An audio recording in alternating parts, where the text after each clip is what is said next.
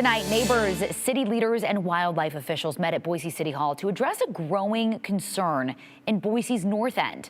Wild turkeys, maybe you've seen them. While some enjoy the company, others want to get rid of them. Aspen Shepard joins us in studio. And Aspen, the discussion was really part educational and part call to action. Right. Finding a solution isn't looking to be an easy fix. Officials say it starts with neighbors changing their habits and working together. It's time to fight back. Thursday was all about talking turkey. They're a lot of fun at first, and then maybe they've kind of veered into not so fun. A flock of about 50 wild turkeys that Idaho Fish and Game believe traveled down from the Boise foothills has taken over Boise's North End neighborhood. Urban birds and the problems that they bring, that's often traffic jams, aggressive behavior, damaged lawns and cars even. In this video is USPS driver Alyssa Turner getting attacked by the turkeys. She was at Thursday's meeting with neighbors, city officials, and wildlife experts to explore options to manage the growing flock. Again, I appreciate everybody's both humor and also taking this seriously. Turner says while the video might look funny, living it is a different story. I never thought I'd be struggling with this. Delivery drivers say they can't do their job. I screamed, I yelled, I chased them. And the thing is, I'm trying my hardest. I wear steel-toed boots on my route.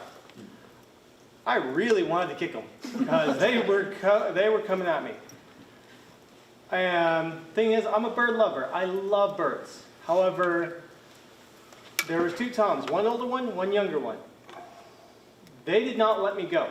And Ronald Walker says it's become a financial burden for him, and some of the turkeys sleep in his trees. I just paid my arborist $400 to remove limbs that were about to fall, that they had broken, setting up in my trees. Jamie Utes with Idaho Fish and Game warned the flock could keep growing and things could get worse. Aggression does increase during breeding season. We're right on the cusp of that.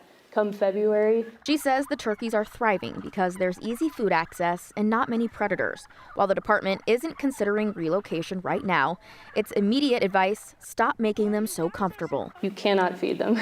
These human food sources are no joke. This is why they are here. And start reinstilling a natural fear of humans for these birds. She calls it gentle hazing. Turn on sprinklers or take aim with a hose. One big one that is really effective is reflective, lightweight, noisy items that you can string from trees. A handful of neighbors tell me they already do that. I just come out with a pan and bang. Ute says it could come to ramping up plans, like some type of birth control. If you can find turkey nests, and they do nest on the ground, you can spray oil on those eggs, and those eggs will not mature. Or hunting permits for residents, like other cities have done, or trapping and humane euthanasia by officials. Idaho Fish and Game could train a contractor of the city's choice to live trap and humanely euthanize the animals. Any turkey meat would be given to local food banks to help people in need. Most neighbors I spoke to hope it doesn't escalate to that, but say something's got to change. What we have to do is just mitigate the circumstances that we were given to work with that would make the most sense.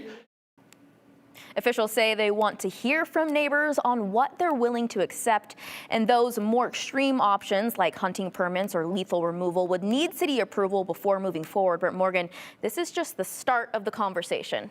I feel like we've been talking about it for a really long time, but they're finally addressing it in this public forum. Yeah, it's been a few months of things really ramping up, so time to address maybe what next steps look like for this neighborhood. Okay, I know we'll stay on top of it. Aspen, thank you so much.